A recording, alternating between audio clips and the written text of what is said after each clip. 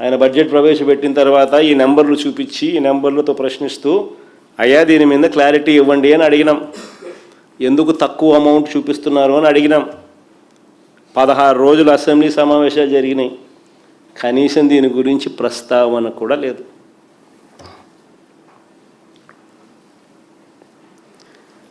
తల్లికి వందనం కింద సూపర్ 6 సూపర్ 7 ఇంకోటి చెప్పినారు. చంద్రబాబు నాయుడు గారు చెప్పిన ఆ స్కీములో తల్లికి వందనం కింద ఏకంగా మొదటి ఏడాది ఎగ్గొట్టిన డబ్బులు ఎప్పుడు ఇస్తారయ్యా అని అడిగినాం. తల్లికి వందనం కింద ప్రతి పిల్లాడికి 15,000 ఇస్తామన్నారయ్యా, ఎప్పుడు ఇస్తారయ్యా, ఎగ్గొట్టారు అని చెప్పి అడిగాం. రెండో ఏడాది ఏకంగా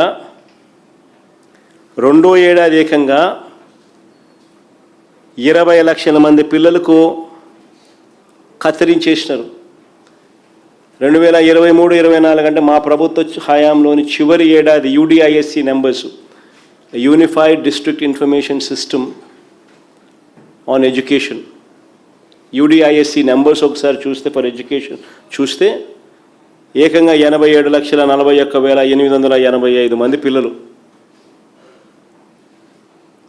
మరి 87,41,885 మంది పిల్లలకి ఇవ్వాల్సిన డబ్బు ఏకంగా 20 లక్షలు తగ్గించినారు. 20 లక్షల మంది పిల్లలకు తగ్గించారు. తగ్గడమే కాదు, ఏ ఒక్కరికి 15,000 ఇవ్వాల. 15,000 కథ దేవుడు ఎరుగు. కొందరికి 8,000, కొందరికి 9,000, కొందరికి 10,000, కొంతమందికి అక్కడక్కడ 13,000 వీళ్ళు ఇచ్చింది.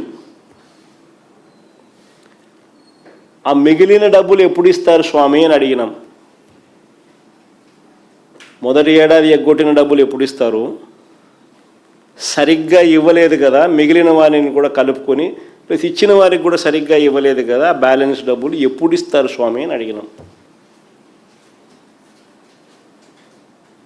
దానికి సంబంధించి కూడా నోరు మెదపలేదు. 16 రోజుల అసెంబ్లీ సమావేశాలు.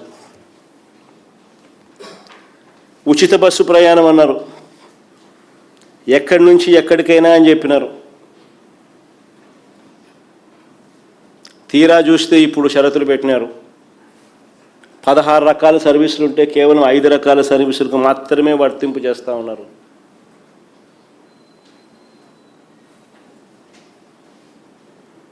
ఎందుకు ఈ మాదిరిగా షరతులు పెట్టినారయ్యా? ఎన్నికలప్పుడు ఎలాంటి షరతులు లేకుండా అని చెప్పి అదే పనిగా చెప్పినారు కదయ్యా మీరు అని అడిగితే నోరు మెదపడం లేదు.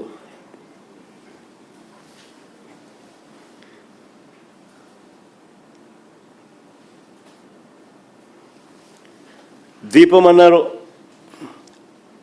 ప్రతి మహిళలకు 3 సిలిండర్లు ఫ్రీ అన్నారు. మొదటి ఏడాది ఇచ్చింది 1 సిలిండరే, మిగిలిన 2 సిలిండర్లు డబ్బులు ఎగ్గొట్టినారు.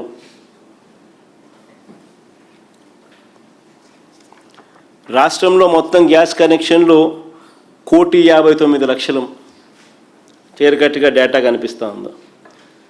Source public sector, PSU, OMC, IOCL, BPCL క్లియర్గా కనిపిస్తూ ఉంది. సోర్స్ 1,59,00,000 రాష్ట్రంలో గ్యాస్ కనెక్షన్లు ఉంటే ఒక్కో గ్యాస్ సిలిండర్కి 855 రూపాయలు చొప్పున 3 గ్యాస్ సిలిండర్లకు ఏడాదికి 4,000 రూపాయలు ఖర్చు పెట్టాలి. మరి 3 ఏళ్ళు అంటే 4,000 ఇంటూ 3 12,000. వీళ్ళు ఇచ్చింది ఏంది? మొదటి ఏడాది 786 కోట్లు మాత్రమే. రెండో ఏడాది 2,199 కోట్లు రివైజ్డ్ ఎస్టిమేట్లో చెప్పినారు.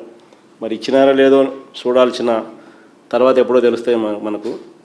బట్ రివైజ్డ్ ఎస్టిమేట్లో ఏమో 2,199 కోట్లు అన్నారు.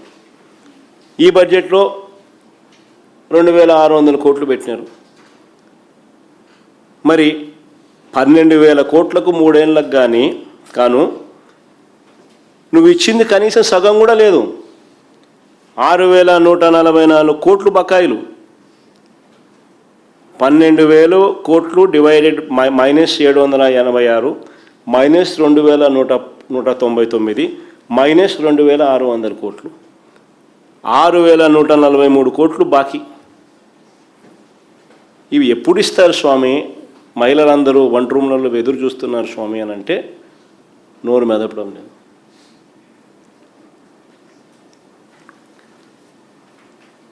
అన్నదాత సుఖీభవ అన్నాడు రైతులను మోసం చేసేందుకు. అప్పుడేమన్నాడు? పిఎం కిసాన్ కాక అన్నదాత సుఖీభవ పేరుతో నేను నెల 20,000 ఇస్తా, నేను సంవత్సరానికి 20,000 ఇస్తాను అన్నాడు. ఇంతకుముందు కూడా మన బడ్జెట్ ప్రజెంటేషన్లో ఇదే ఆయన అన్న మాటలు, ఆయన నోట్లో నుంచి వచ్చిన ఆ మాటలను ప్లే చేసి వినిపించారు అందరికీ కూడా. కావాలంటే మళ్ళీ ప్లే చేద్దాం ఒకసారి. చెప్పు, ప్లే చేయ. మడమ తిప్పడు, మాట తప్పడు. అవును, ఇప్పుడేమన్నావు? గవర్నమెంట్ ఆఫ్ ఇండియా 6,000 రూపాయలు ఇస్తుంది కాబట్టి అది మైనస్ చేసి నేను 6,500 రూపాయలు ఇస్తానని చెప్పిన పెద్ద మనిషి ఎవరో ఎందుకు చెప్పలా? రైతుకు సంవత్సరానికి 20,000 రూపాయలు ఇప్పుడు ఇచ్చేది కాకుండా 20,000 వరకు ఇచ్చేట్టుగా తెలుగుదేశం పార్టీ నిర్ణయం చేశాం. చూడండి ఎంత గొప్పగా అబద్ధాలు ఆడగలుగుతాడు మనిషి. అన్నదాత సుఖీభవ అని చెప్పి ఇప్పుడు ఇచ్చేది కాక 20,000 ఇస్తానని చెప్పినాడు. మొదటి ఏడాది ఎగ్గొట్టేసినాడు. రెండో ఏడాది 20,000కు గాను ముక్కి అప్పుడు ఒక 5,000 ఇచ్చినాడు. అంటే 2 ఏళ్ళకి కలిపి 40,000 రూపాయలు ప్రతి రైతుకు ఇవ్వాల్సింది 40,000కు గాను ఇచ్చింది కేవలం 10,000. అంటే 30,000 రూపాయలు ప్రతి రైతుకు బాకీ. ఇది ఎప్పుడు ఇస్తావు స్వామి ఆ రైతులకు అందరికీ? రైతులు చాలా ఇబ్బందుల్లో ఉన్నారు అని అడిగితే నోరు కూడా మెదపడం లేదు. 16 రోజుల అసెంబ్లీ సమావేశాల తర్వాత. పైగా మా ప్రభుత్వ హయాంలో 53,52,000 మంది రైతులకు మా ప్రభుత్వ హయాంలో రైతు భరోసాను వర్తింపజేసి మేము ఇస్తే, ఈయన హయాంలో ఈయన 46,85,000 మందికి కుదించేసినాడు. అంటే దాదాపుగా 7 లక్షల మంది రైతులను ఎగరగొట్టేసినాడు. పైగా కౌలు రైతులకు ఒక పైసా కూడా ఇవ్వాల. కౌలు రైతులు కానీ, ఆర్ఓఎఫ్ఆర్ పట్టాదారు రైతులు కానీ వీళ్ళెవ్వరికి కనీసం ఒక పైసా కూడా ఇచ్చింది లేదు.